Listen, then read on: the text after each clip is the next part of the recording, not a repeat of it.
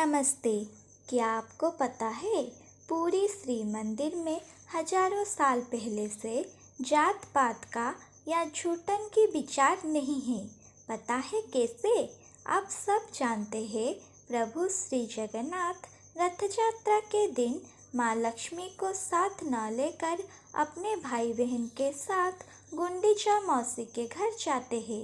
इससे नाराज होकर माँ लक्ष्मी ने एक बार रथ की पहिया तोड़ दिया था।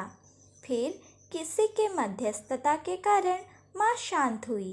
फिर प्रभु जब अंतिम दिन अपने मंदिर में प्रवेश करने आए तो माँ दरवाज़ा नहीं खोला। दोनों के बीच कहासुनी हो गई, पर प्रभु ने इस बार भी माँ लक्ष्मी को मना लिया। परंतु माँ पद्मालया एक बार खूब नाराज हुई तो प्रभु ने घुटने टेक कर माफ़ी मांगी। दाम्पत्य जीवन की कलह हर स्थान पर होती रहती है। चलिए जानते हैं क्या हुआ था। बात यूँ कि मार्गशीर माह हर गुरुवार को माँ लक्ष्मी नगर भ्रमण करके आचार विचार स्वच्छता पवित्रता देकर भक्तों को ऐश्वर्य प्रदान करती है। ऐसे ही एक बार माँ भंगियों की बस्ती में श्रिया नाम से एक भंगिनी की भक्ति पवित्रता घर की स्वच्छता देखकर खूब खुश हो गई और उसके द्वारा बनाई गई एक कमल पुष्प के ऊपर खड़ी हो गई और उसकी घर धन धान्य से भर दी। यह बात श्री बलराम जी ने देख लिया। नाराज होकर छोटे भाई जगन्नाथ को भड़का दिया कि लक्ष्मी चंडाल बस्ती में गई थी। माँ लक्ष्मी जब वापस घर आए तो प्रभु ने उनको आने नहीं दिया। अब साधारण दंपत्ति की तरह दोनों के बीच झगड़ा शुरू हो गई। माँ ने भगवान के पीछे ले अवतारों की सारी बुराइयां का वर्णन शुरू कर दी। गोलूनी के मक्खन चोर, सबरी के झूठे बेर खाने वाला, काला कलोटा, गोल आंखें वाला और पता नहीं कितनी बात कही।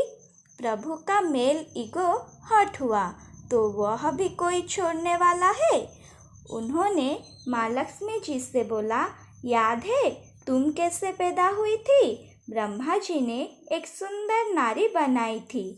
देखा एक आँख में भेंगापन है, जिसकी तरफ देखती है वह दरिद्र हो जाता, नहीं तो अमीर बन जाता। ब्रह्मा जी फिर तुमको समुद्र में फेंक दिया। समुद्र मंथन के समय तुम निकल आई और तुम्हें कोई न मिला। तुम मेरे गले में माल डाल दी। बाप नमकीन सागर है, हमेशा गरजता रहता है। तुम्हारे खर्च के लिए हर माह गुजार दे देंगे। पिता के बारे में भला बुरा सुनकर माँ लक्ष्मी खूब नाराज हुई और कहा, ना, मैं फिर नहीं जाऊंगी। अपना बल बुद्धि प्रमाण कर दूंगी कि नारी नर के बिना रह सकती है, पर नारी के बिना दिनहीन नर हो जाती है। माँ लक्ष्मी श्री मंदिर छोड़ दी, समुद्र के किनारे चली आई। समस्त देवी देवताओं को स्मरण किया, भिन्न भिन्न संदेश दी। माँ के निर्देश में विश्वकर्मा माँ के लिए नया भव्य भवन का निर्माण किया। निद्रा देवी ने दोनों भाइयों को गहरा नींद में सुला दी और रत्न पलंग के साथ समस्त धन संपत्तियों का माँ के भव्य भवन में स्थानांतरित कर दिया। सुबह जब दोनों प्रभु उठे हैं तो देखते हैं दोनों भिखारी की स्थिति में हैं। कोई दास दासी पंडा पडियारी नहीं है। श्री मंदिर शून्य है। खाना पीना के लिए भी कुछ नहीं है।